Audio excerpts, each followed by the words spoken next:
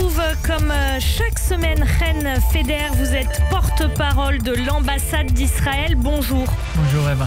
Nous parlons justement aujourd'hui avec vous de l'aide à Gaza et le ministre de la Défense Israël Katz qui affirme qu'Israël n'a pas l'intention de reprendre cette aide à Gaza. Avant de répondre là-dessus, peut-être si vous avez envie de dire un mot ou deux ou de réagir à ce que vient de dire Daniel Sheikh. Alors, premièrement, j'ai beaucoup de respect à Daniel Sheikh. Il travaille beaucoup avec le forum de familles d'otages pour les familles d'otages. Et il y a plusieurs écoles de pensée aujourd'hui en Israël. Comment trouver une solution pour Gaza?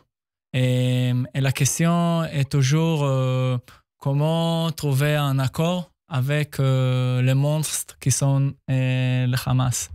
Et pour le moment, comme on discute ici plusieurs fois, et on discutait déjà, il n'y a pas une volonté de la part de Hamas d'arrêter la guerre et pas diriger Gaza. Et ça, quelque chose qui n'est pas acceptable dans le côté israélien. Bien sûr. Alors, évidemment, on reparle avec vous de cette aide à Gaza. Le ministre de la Défense Israël Katz affirme qu'Israël n'a pas l'intention de la reprendre. Le Hamas utilise déjà, malheureusement pour elle, la population gazaoui comme bouclier humain. Alors, quel impact ça peut avoir sur le Hamas de couper l'aide à Gaza ? Deux précisions. Premièrement, sur le sujet des otages, et il faut dire, il y a une urgence énorme de libérer les otages. Deuxièmement, sur cette déclaration, et ce que le ministre Katz a aussi dit, qu'il va voir comment on peut trouver des mécanismes de rétablir l'aide humanitaire à l'avenir et sans le Hamas. Ça veut dire trouver des autres organisations civiles pour distribuer l'aide humanitaire quand ça sera nécessaire. Pour le moment, selon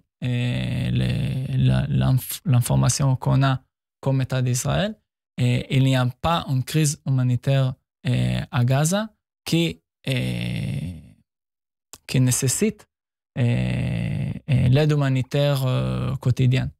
Et on suit la situation à Gaza et il y a un mécanisme dans l'armée qui a dans son rôle de voir s'il y a besoin ou pas. Et quand il y a cette nécessité, on va avoir cette nécessité. Et ça, c'est le ministre a dit, on va trouver des mécanismes pour le distribuer. Très rapidement, Chen, le Hamas capte l'aide humanitaire à Gaza. Alors, si le Hamas capte l'aide humanitaire à Gaza, comment Israël sait aujourd'hui que Gaza est correctement approvisionné?